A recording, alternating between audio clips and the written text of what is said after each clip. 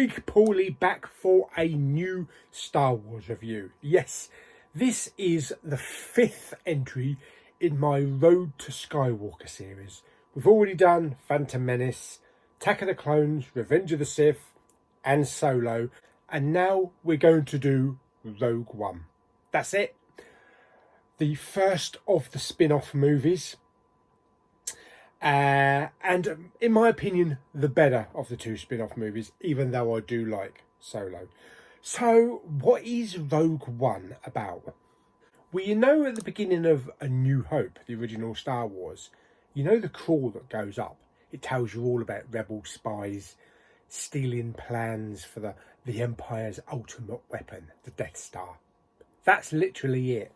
That's what it's about. It's about a group of spies, a group of rebels, whose job it is to steal plans for the Death Star so that the rebellion can blow it up, as seen in episode 4. Fantastic. Okay, today's presentation is going to be a 3D presentation, so I'm looking forward to that. So what can we expect to see in Rogue One? Vader, X-Wings, TIE Fighters, AT-ATs, Moff Tarkin, Princess Leia.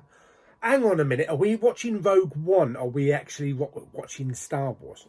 No, we're watching Rogue One. I'll talk a little bit about the nostalgic feel to it after the movie. But let's stick on Rogue One, a Star Wars story, and I'll give you my thoughts afterwards.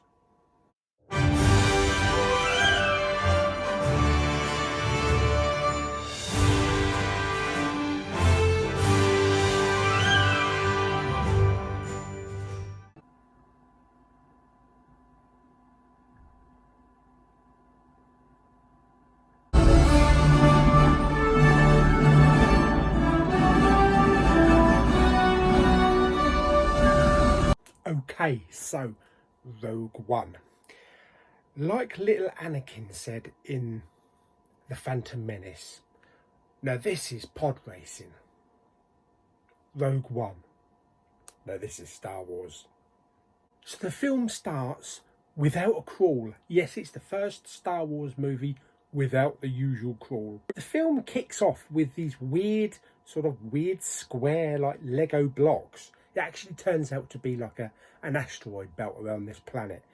And on this planet is Galen Erso, Mads Mikkelsen, plus his wife and his daughter, Jin, as well.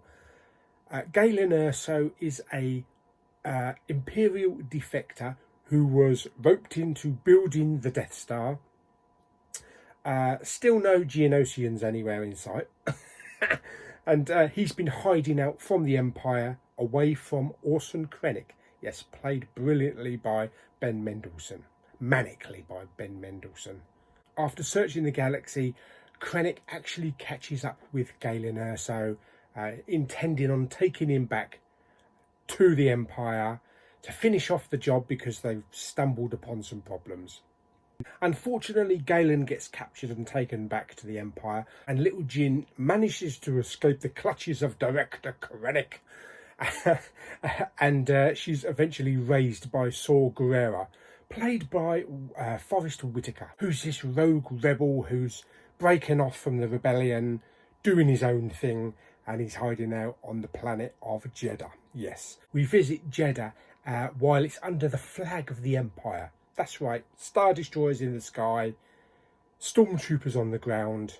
We also meet up with a couple of blokes who are guardians of the wheels. Yes, they're protectors of the Kyber crystals. Unfortunately, the Imperial forces have stripped the planet, taken all of these Kyber crystals because they power the starships and the Death Star and things like that. We have a blind wannabe Jedi called Chirrut Imri, who likes to fight with his stick. Yes. We also have Baze Malbus as well, who just likes to shoot everything. And they help Jin and the rebel intelligence spy Cassian Andor try to find the location of Galen Erso, with instructions on maybe putting him down. And Galen has actually put a flaw in the Death Star, which we find out in episode 4, A New Hope. Yes, the exhaust port. We also have a couple of other characters as well. Bodhi Rook, who is an Imperial pilot who's defected, who brings the message to Saw Gerrera about the spark in the Death Star. Plus, we also have a comedic, sarcastic, reprogrammed Imperial droid called K2SO as well. Okay, so you get the idea. We're hopping about everywhere in this film. We visit such places as Edu, which is kind of like an Imperial refinement for the Kyber crystals. That's where they catch up with Galen Erso. We visit the exotic Scarif, which I'll talk about more about that in a minute. But yes, first of all, I want to talk about Lava. Yes, we get to visit Darth Vader on, I believe it's Mustafar. Yes, Mustafar again. Or Director Krennic gets to visit Vader. Voiced again fantastically by James Earl Jones. And this is a Vader more in line with the original film. So it's got to kind of like line up with how he looked and how he acted in episode 4, A New Hope, as that will be, you know, the direct continuation from this film. It's a great scene. It's a really great scene, seeing Vader walking towards Krennic. But when the door opens and it slides up, it just leaves a Vader-esque silhouette on the wall, which I thought was perfect, absolutely perfect. We get some great dialogue from Vader, some great dialogue from Krennic as well, and a little force choke as well.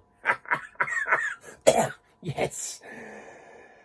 Careful, director, not to choke on your aspirations. Fantastic dialogue. So let's talk about some of the great other new places that we visit in Rogue One. Right, Scarif. Yes. It's like the Empire is having a holiday in the Bahamas. Palm trees, blue water. It's beautiful, yes. And the Empire have to go and ruin it. But that's where the Imperial archives are, where they have to retrieve the plans for the Death Star. Lots of battles on Scarif. We get Scarif troopers, which we've never seen before. Death troopers, all dressed in black. And stormtroopers. It's all very exciting. There's a big battle. The Rebel fleet comes to Scarif. And we've got Star Destroyers, TIE Fighters, X-Wings. A few familiar faces from A New Hope. Gold Leader and Red Leader. Which was very cleverly done, with maybe some added dialogue from some deleted scenes, but very good, very clever. Talking of Rebels, we also get to go to Yavin 4, the Rebels' home base. Yes, you know it. It's at the end of Star Wars, before they do the old trench run. Oh my God. It just looks so identical to how it did. The feel, the sounds, probably the smell of oil in the old X-Wings. But we've got X-Wings there, we've got Y-Wings. We've got the new U-Wing as well, which is really good design. Everything just looks so familiar, like it did in Star Wars. And the good thing about Gareth Edwards, who directed the movie, is that he wanted it to be so in line with the original movie, so that they could be like brother and sister, so to speak. That even the people at Yavin 4 have very 70s hairstyles and moustaches and sideburns. It looks like it's from the 70s. Okay, so we get some fantastic special effects, incredible battle scenes, beautiful scenery, planets we've not seen before. We've got some compelling storyline. We've got some great characters, really great characters. And we've got Peter Cushing and Carrie Fisher looking exactly, well, almost exactly like they did back in Star Wars. I mean, this is 2016, so we're only talking about a couple of years ago. But I think now, if they'd actually done it now, it would have been flawless.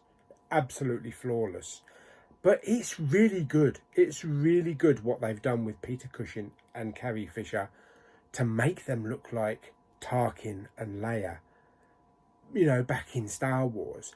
And if you don't look too closely, then it's fine. It's perfectly fine. I was actually floored when I first saw it. I know a lot of people were like, well, it's not quite there, but it's good enough. It's good enough. Okay, so Jyn and Cassian managed to steal the plans from Scarif with the help of K2SO and managed to transmit them to the Rebel fleet, which is just outside the shield above the planet.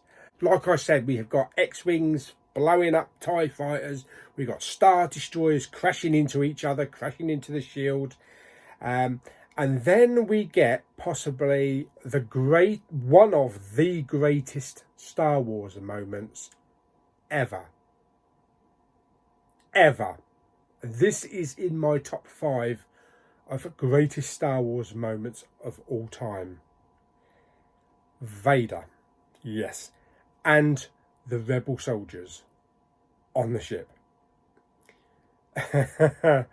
That Vader is brutal.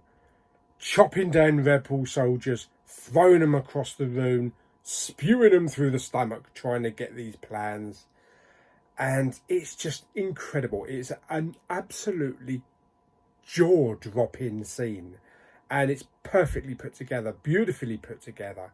And it even leads up to the meeting of Princess Leia on the Rebel blockade runner.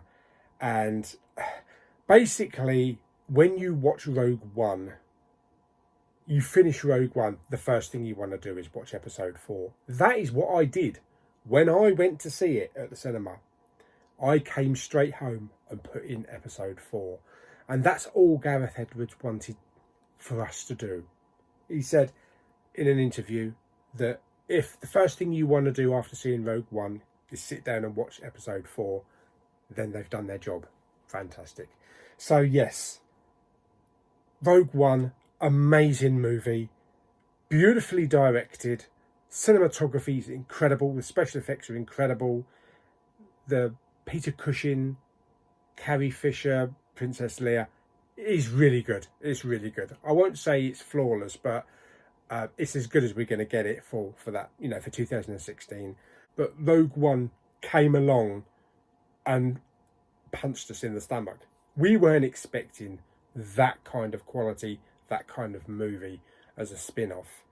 And the acting is flawless, absolutely flawless. And I just love everything about it. The music by Michael Giacchini. I can never pronounce his name. He did Up and Star Trek. I've always liked his music. Probably he's my second favourite composer after John Williams. Giacchino? Yeah, you know the bloke I'm talking about. He also did the music for Lost, my favourite TV series of all time. But Rogue One, wow. Okay, so how was the presentation? Right, I watched it in 3D. The 3D was really good, really solid. I would give it top rating for the 3D. Lots of depth. Even when the end credits were going up, you know, you have the starfield in the background and the credits rolling up in front. So yes, lots of depth. Not too many in-your-face moments, but it's all about depth and being in the moment. And the space shots were fantastic. Scarif looked absolutely fantastic in 3D. And Edu popped as well, and Jeddah as well. The sound was incredible. Explosions, familiar X-Wing fire, TIE fighter sounds screeching. We even get AT-ATs. Although I think they're called attacks. And they're a little bit easier to knock out than they were in Hoth. Because I think probably the Empire realised after this that they were useless, so they had to maybe put shield generators installed on them to make them harder to knock out. So eventually you had to have tow cables. Go for the legs, yes. Okay, so how would I rate Rogue One on a scale of 1 to 10? 1 being muddy death troopers, and 10 being the Rebel fleet over Scarif. Yes. I would give Rogue One 9 Kyber crystals. Yeah, it's that good of a Star Wars film. One of my favourites of all time. So there we go. So that's my review of Rogue One, A Star Wars Story. A great watch. A film that you can see time and time again. The next film in the list will be Episode 4, A New Hope. And I kind of want to watch it right now, straight after Rogue One. But I'll give it a couple of hours, or I'll give it a day to watch it, and then it'll still be fresh in my mind as well. So I hope you enjoyed this episode of The Road to Skywalker. We're getting there. We're nearly halfway. As I say, the next film will be Star Wars, the original, A New Hope. And don't forget to subscribe, comment and share. Comment down below if you like Rogue One, what you like about Rogue One, what you don't like about Rogue One. If Rogue One is one of your worst Star Wars films, because there must be somebody out there somewhere, I don't know where, that doesn't like Rogue One. But yeah, stick it down in the comments. So I hope you enjoyed this video, and I'm one with the Force, and the Force is with me. Yes, I am one with the Force, and the Force is with me. I am one with the Force, and the Force is with me.